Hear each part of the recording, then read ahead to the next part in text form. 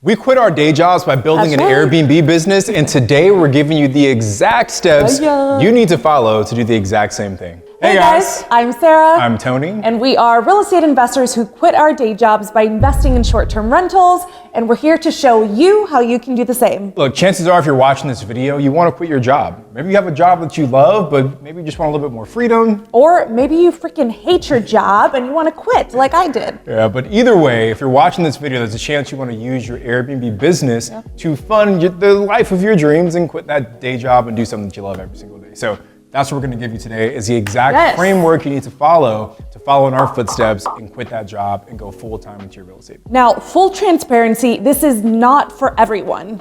Before you decide to jump in and become an Airbnb host, you have to really do some soul searching and dig deep to find out if this is really for you. So you got to be honest with yourself about whether or not this specific type of real estate investing is really what you want to do.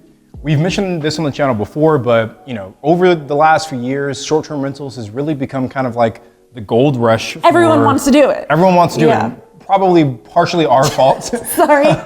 But it's really not made for everyone. So we just want to break down some of the reasons why it's not. So many investors and people who wanted to get started as investors saw people making a shit ton of money with Airbnbs. So they rushed in underprepared, undereducated, undermotivated, and really just not totally understanding what it takes to be successful in this space. And some of these people made a ton of money. Some people maybe broke even. And unfortunately, there are some people that lost money on their Airbnbs. A lot of money. A lot of money, potentially, right?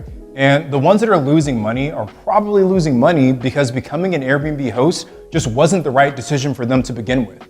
So we'll tell you right now, long-term rentals are so much easier than short-term rentals. And across our portfolio, look, we have people checking in and checking out every single day. Every goddamn day. It's exhausting. Our properties turn 12 to 15 times per month on average. And we might have as little as 2 people staying at one property, or in our bigger properties, as many as 16 people. Yeah. That's a lot of people to keep happy. So we thought about it, and there's 4 hard truths that you need to know about what it takes to actually become a successful Airbnb host. So you've got to be willing to accept these hard truths if you really want to become a successful Airbnb host. Hard truth number 1, you are creating a customer service business. Even though buying an Airbnb makes you a real estate investor, at the end of the day, what you're really buying is a customer service business.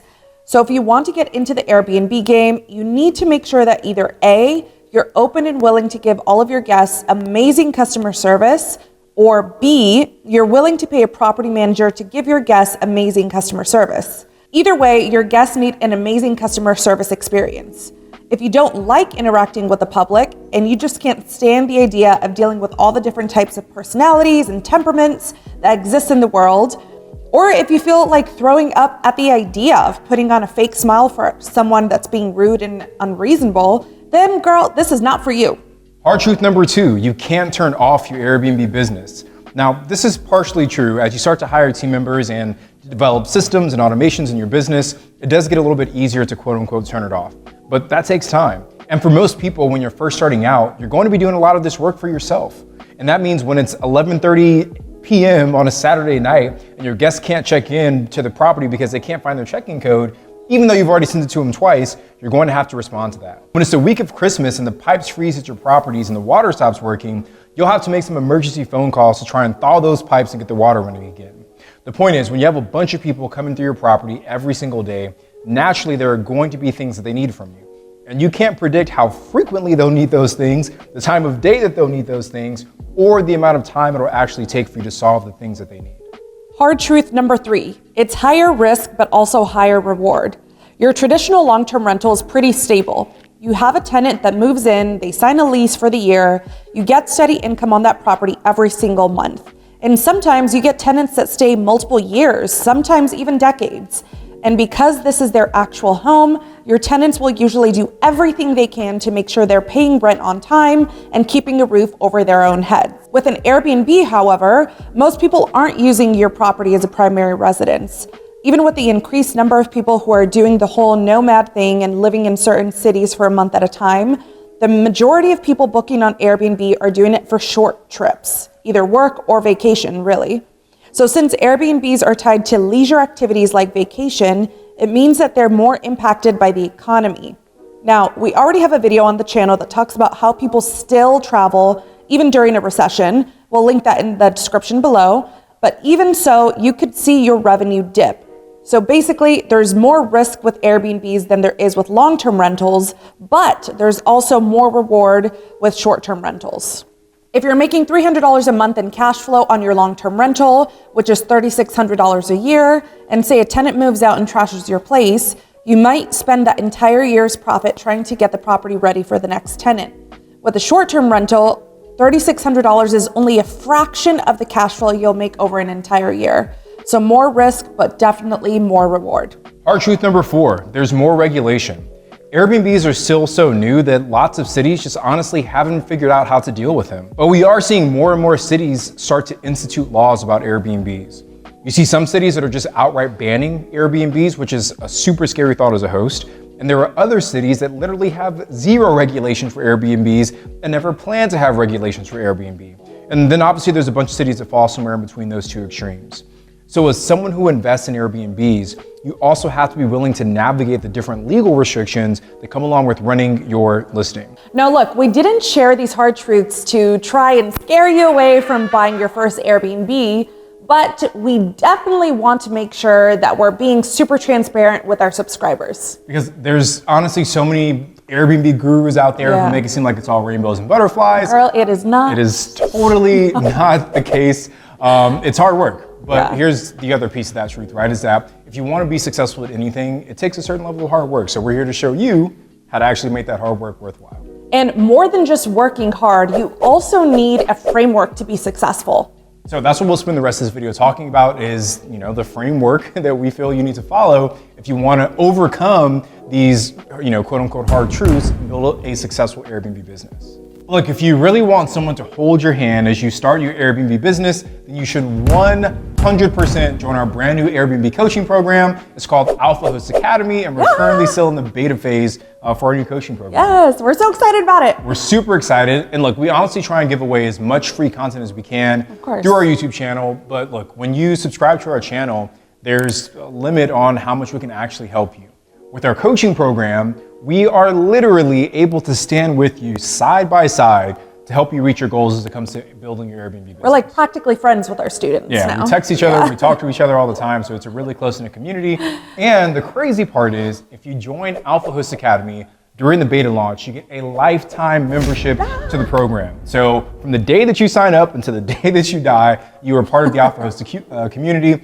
And we also do a lot of group coaching. So there's 3 group coaching calls every single week. Yes. The first call is all about acquisitions. The second call is all about operations. And the third call is led by me and Sarah directly. So you guys can sit with us every single week. And we kind of cover a wide variety of different topics on that call. So every single week you get access to us and to our entire team. Now, in addition to the group coaching, you get 2 years of one-on-one coaching. 2 years. That's major. That's so crazy. You get to meet one-on-one with one of our certified Airbnb coaches. And during those sessions, they really dig into your unique challenges, your unique struggles, and your unique goals. Our goal is to help you escape the rat race and replace your 9-to-5 within 5 years. And the best part of this is, like Tony mentioned, this is a lifetime membership, you guys. There's so many other memberships that are 3 months, 6 months, a year. We know that's not very realistic, so that's why we're opening it up to a lifetime's worth. So look, if you're interested in learning more about our program, head over to therealestaterobinsons.com/book a call, and you can get a free consultation with our team to learn more about the program. All right, so now it's time to get into the actual steps. The first one being choosing your market. Now, this is one of the most critical parts of building a successful Airbnb business, because choosing the wrong market can lead you to buying a property that isn't profitable. There are so many new Airbnb hosts who bought properties in these quote-unquote hotspots, only to realize that they joined these cities a little bit too late, they joined the party too late, and they ended up overpaying for these properties. Or even worse, there are hosts who bought properties in cities that ended up banning Airbnbs altogether. So let's talk through the steps you need to follow whenever you're thinking about choosing a market for your Airbnb business. Now, whenever you're considering a city as a place to set up your business, there are a few critical boxes you need to check to make sure that this city is the right city. And specifically, there are 3 boxes you need to check. First, you need to make sure that you can check the policies in that city and that those policies allow for short-term rentals, right? You need to make 100% certain that if you buy a property in that city, you'll be able to legally operate that property as an Airbnb. I've heard and seen way too many horror stories where a rookie investor buys a property without doing all their homework and they end up with the property in the wrong part of town. So do your homework and get in touch with the city to really understand all the nuances about the laws about investing with Airbnbs in that city. Now, as a second part to this, even if the city has an ordinance or a law that clearly allows for short-term rentals, or maybe, they don't even really have any laws in place yet, you also want to try and understand that city's stance towards Airbnbs in general. Because if a city has a somewhat anti-Airbnb lean to it, then you could be in a situation where even though Airbnbs are legal today, even though according to the laws you can legally operate a property today, they could be banned. The city could change their mind, and a year from now they can end up banning those same properties. So this happened in Ithaca, New York. They passed legislation this last year that severely limited how many nights a host could rent out their own property. If your property was lakefront, you could only rent your property out for 245 nights out of the year, which is already a pretty big, limit on your property. But here's the thing, if you weren't lakefront, get this, you could only rent your property out for 29 nights out of the entire year, right? Imagine if you bought this property as an Airbnb only to realize you couldn't even rent it out for an entire month. Like, your property would immediately become unprofitable. You couldn't sustain the mortgage or the expenses if you're only renting it out for 29 nights out of the year. So what's the secret? How do you avoid buying in a city like Ithaca, New York, where you might end up with a property that you can only rent out for 1 month out of the year? The trick is you have to buy in cities that are economically dependent on Airbnbs and the travel and tourism revenue that comes along with Airbnbs being active in those cities. You want to invest in cities where if there was a vote to shut down or severely limit Airbnbs, the vote wouldn't pass. So this actually happened recently in Big Bear Lake, California. Some of the residents pressured city officials to add this ballot to the measure, or measures to the ballot, however you want to say it. But if it passed, it would severely limit the number of Airbnbs that could legally operate in that city. So it went to a vote, and 60% of residents voted against the measure. And the reasoning was honestly pretty simple. If there are less Airbnbs in that city, then there are less places for travelers to stay. And if there are less places for travelers to stay, that could lead to less revenue for the city and all the businesses that are local to that town. So the point is, if you really want to kind of hedge your bets and protect your business, try and buy in places that only allow you to legally operate your Airbnb, but also look for places that are economically dependent on Airbnbs. All right, so that is the first step, is checking that first box on policy. All right, so moving on to step number 3, which is securing your capital. Now, when we say secure your capital, basically what we're saying is you need to have money in the bank to cover your down payment, closing costs, and any setup costs, right?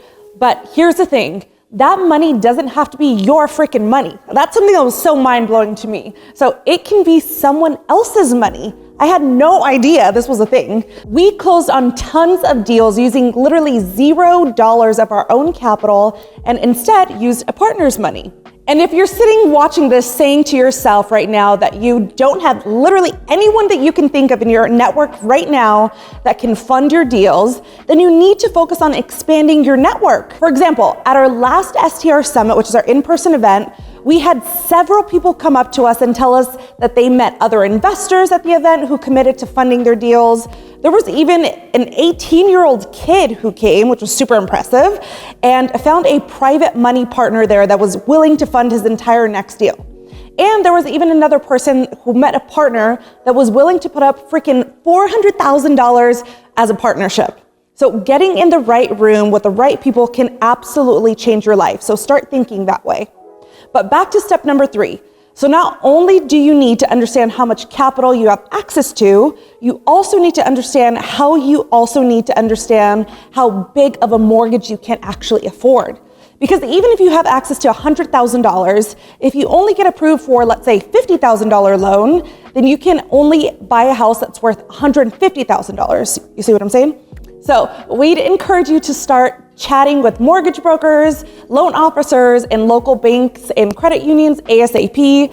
Let them know that you're looking to purchase an Airbnb and see what kind of options they have and try to get pre-approved, pre-qualified, so you have at least a baseline idea of how much you can actually afford for a mortgage. Most lenders should be able to get you a pre-approval back within a day or two. So you need to understand both how much capital you have to invest and how big of a freaking loan you can get approved for. So two big things you need to know. Because once you answer those two questions, you'll now know the price point you need to stay within as you're shopping for your deals.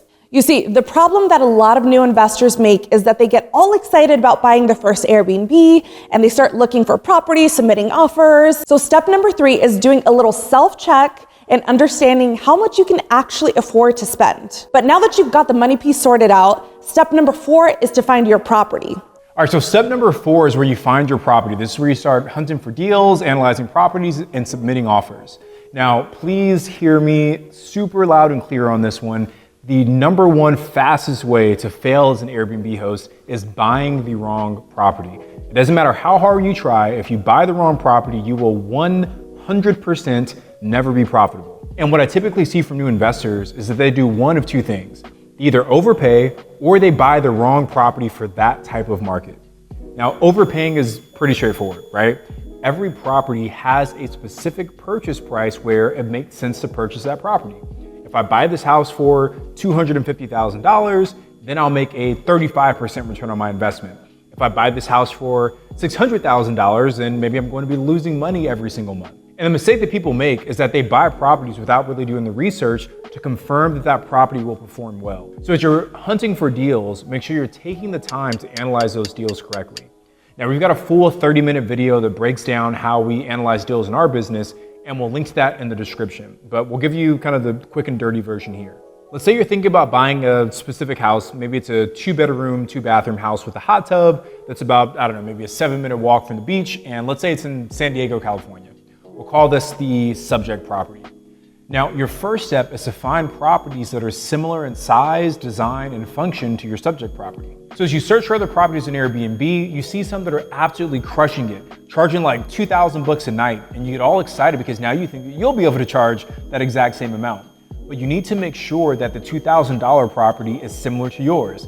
And after a little digging, you realize that they're able to charge $2,000 a night because the property is oceanfront, it has 5 bedrooms, a private gym, a pool, a hot tub, a movie theater, and it comes with a Tesla Model X that guests can drive around whenever they book that property. So that property is nothing like yours, which means you can't charge $2,000 a night. So what you need to do is find other properties that are also 2 bedrooms, that are also about 7 minutes from the beach, and that also have hot tubs. The goal is to find as many properties as possible that are direct competition to your subject property. And we'll call these properties comparable properties, or comps for short. So you should shoot to get maybe a handful of comps, ideally somewhere around 10 properties is a great benchmark. Once you have your list of comps, do some research and see what those properties are charging at different points across the year. What do they charge during slow season? What do they charge during the busy season? Try and get an average across an entire year. And then use that number to estimate how much revenue that property might bring in. Then compare that revenue to how much it'll cost you to both purchase that property and how much you'll spend to run that property on a daily basis. Things like your utilities, repairs, maintenance, even things like toilet paper and hand soap. And then if there's enough cash left over to make you happy, then it's worth putting an offer. But if there's a super small amount of money that's left over, or even worse, no money left over, then you need to move on to the next deal. If you repeat this process enough times, you'll eventually find a property that gives you the kind of cash flow and the kind of return that you're looking for. But do not pull the trigger without doing that research first. So that's step 4, finding profitable properties. But before we keep moving, we really appreciate if you guys give this video a thumbs up. Yes. Hit that subscribe button, hit that little bell for notifications. Every new subscriber really does mean a lot to us. We've actually got a goal of getting to 100,000 subscribers this year. We got a goal of 50K for last year. We failed miserably, so it's new year, new us. Goals, girl. Yes, we're not quitters. So anyway, help us share this video and subscribe. We've also got a totally free download for all of our subscribers. If you head over to therealestaterobinsons.com/calculator, we've put together a free tool that helps you analyze properties that you're considering purchasing as a short-term rental. So super helpful. We've also got an event coming up. We're super excited for this. It's a 3-day event focused all on teaching you how to buy, manage, and scale your short-term rental portfolio. It's called the STR Summit. We'll walk you through all the steps you'll need to follow how to get started And we have so many amazing speakers for this event that'll bring even more amazing value. So the event is in Austin, Texas from April 10th through the 12th. If you want to learn more about the event, head over to strsummit.com. We've got super early bird tickets on sale now, offering a massive $600 discount before prices go up soon. So lock in at that price before you regret it. All right, so let's keep moving. Step number 5 is giving your guests a 5-star experience. So here we're assuming that you already have a property at this point, but now it's all about making sure that the property delivers a wow experience for your guests. You see, there's been a lot of new investors who've purchased properties and put them up on Airbnb. So as the number of listings on the platform increases, so does the competition naturally. A few years ago, you literally could have thrown any kind of property on Airbnb and probably made a decent amount of money. But today, because so many more people are becoming Airbnb hosts, you have to actually compete if you want your property to do well. First, you have to compete to get the booking. Airbnb is a lot like social media, right? So your potential guests are literally just scrolling through the app, right? And then they will only stop when something catches their attention. So you have to make sure that your property is the one that is catching their attention. And usually you're able to do that with your design, your photos, and your listing title. Those are the things that your potential guest will see as they're looking through Airbnb. You have to make sure that once a guest checks into your place, that they actually enjoy everything about your place. Because once they check out, they'll be able to leave you a review. And if that review is a great review, then it increases your review score. And the higher you rank in the search, the more people see your listing. And when more people see your listing, there's a better chance of your property getting booked. The more your property gets booked, the more money you're able to make. So here's a quick and dirty list of how to give your guests a 5-star experience. First, make sure your property is squeaky clean. That's super obvious. The fastest way to piss off your guests is to have them start their vacation by walking into a dirty home. Make sure the sheets and linens are perfectly clean with no stains. Make sure there aren't any smudges or food residue on your dishes or inside the microwave. Make sure there's no hair in the shower or any strands left on the sheets. As your guests walk into the property for the first time, they shouldn't be able to identify anything that looks dirty. Second, give your guests the amenities they need to actually enjoy their stay. Maybe that's as simple as a really nice coffee maker for the guests. That's a coffee snob, right? A lot of people love coffee. Or maybe it's a pack and play for the family that's traveling with small kids. Or maybe it's a full-blown game room for the guests that want to do something fun while they're staying inside the house. Whatever it is that you decide to do, just make sure that you're giving your guests everything they need to truly enjoy their stay. Because the better experience your guests have, the easier it'll be for you to run a profitable Airbnb business. So remember, the goal of this video was to show you how to build a massive business and quit your job. And what we've talked about so far were the steps you need to take to get started. But the last 4 steps are about scaling your property and eventually quitting your job. So step number 6 is saving your profits. Now, look, once you get that first Airbnb up and running, it may be super tempting to take all of those profits that you're making and stuff your pockets with the extra cash. But if you really want to scale quickly, then you should not touch that money. Now, for me and Sarah, we didn't take any money out of our business until we had 14 active properties. And honestly, even now, we still reinvest the majority of our money back into our business. Our goal is to continue to scale. So we pay ourselves, enough to live a comfortable lifestyle, but we reinvest the majority of what we make back into our business. So once you have one property up and running, take all of those profits and use that to fund your next deal. And once you have 2 deals, use all of those profits to buy your 3rd. And once you have 3 deals, use all of those profits to buy your 4th, and then your 5th, and so on and so forth, right? That process just repeats as many times and as often as you can. That's how you scale quickly. Because here's what happens. After a while, you'll have multiple properties putting off a decent amount of cash flow every single month. And that is a true key to scaling quickly. All right, so let's keep moving to step number 7, which is really our secret sauce to kind of scaling our portfolio.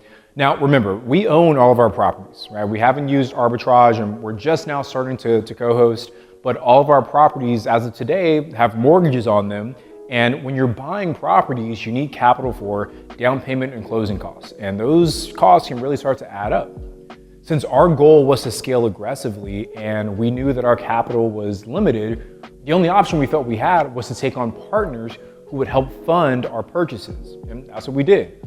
Out of our current portfolio, we own 6 properties by ourselves, and then all the other properties that we have are with partners. So that's like almost, we have almost 30 properties in our portfolio, and the majority are with partners. And using that partnership model was really the key that unlocked our ability to grow. You see, once you have 1 or 2 successful Airbnbs, you become the expert in your circle of people.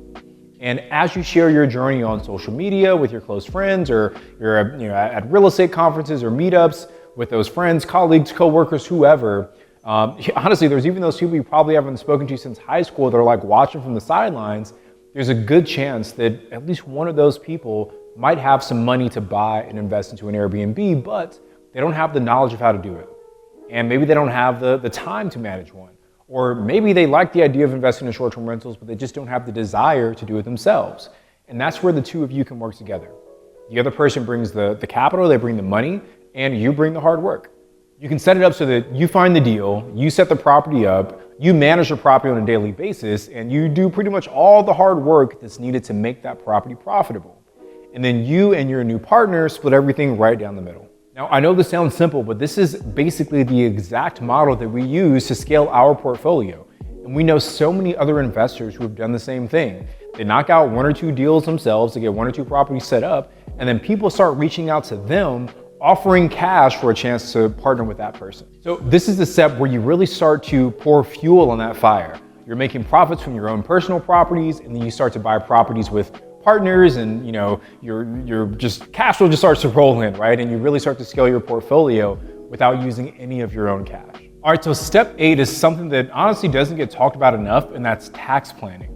Now, don't let your eyes glaze over just yet, but you see, a big part of what makes real estate investing such a powerful way to build cash flow and wealth is that the tax code is literally built to encourage people to become real estate investors.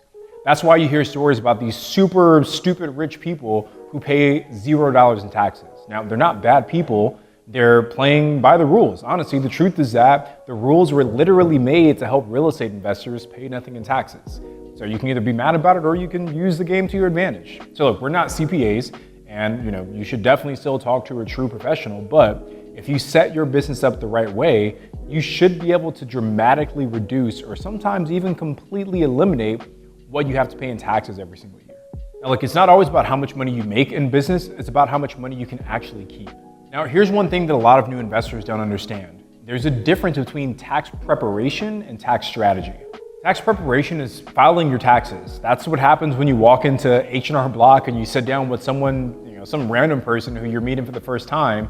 They ask you a bunch of questions about what happened last year, and then by the end of that, hour or so long session, they're able to tell you how much of a refund you're getting or how much money you owe to the IRS. Now, tax strategy, on the other hand, means you're working with the CPA throughout the entire year, and your CPA is giving you advice on the actions you need to take today to help reduce your tax bill for the following year. So tax prep is kind of reactive, and tax strategy is proactive. So what we recommend for all of our subscribers is to go out and find a CPA who specializes in tax strategy, not just tax prep. Because the better you get at this step, the faster you'll get to step 9, which is... Once you reach this step, you've already done a ton of work. You've gotten really good at finding amazing deals, building your teams, and giving your guests amazing experiences. You've become the go-to person to help your friends and family start investing in Airbnbs, and you've got multiple partnership opportunities to help you scale even faster. You've been saving all of your profits and reinvesting them back into the business to fuel even more of your growth. And you probably hired a rockstar CPA who's helping you pay less taxes or maybe even 0 taxes every single year. This is pretty much the process we went through to build our business. And it was this process that made us feel comfortable in leaving the W-2 world forever. Literally best decision ever, don't you think?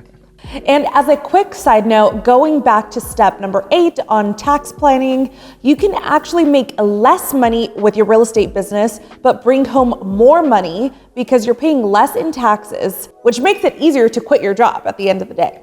Now, again, we've met so many investors, and we have so many friends who are full-time investors who followed a process just like this to quit their jobs, and it's happening every single day. Like, they're literally our friends, so we promise this is real. So don't let anyone tell you that it's not possible, because we had so many people in our personal lives when we started our journey telling us that this wasn't a real path. And if they're saying that, you need a better circle, which means you need to come to the SDR Summit, April 10th through the 12th. But if you want some help following a proven process, and if you feel like having a supportive community and a coach to hold you accountable might be helpful, then please book a call with our team to learn more about our Airbnb coaching program called Alpha Host Academy. We're giving away some crazy bonuses for people who join during our beta launch. You'll get amazing content, access to a thriving and helpful community, and tons of accountability through multiple group coaching sessions every single week, and you get one-on-one coaching. So if you want to learn more about Alpha Host Academy, our new Airbnb coaching program, book a call with our team at therealestaterobinsons.com/book a call. And before we go, please connect with us on Instagram. He's at Tony J. Robinson, and I'm at Sarah Rad. And if you're on TikTok, you can follow us there at The Real Estate Robinsons. But I think that's it for today, guys. Yes. I'm Tony. I'm Sarah. And we are The Real Estate Robinsons.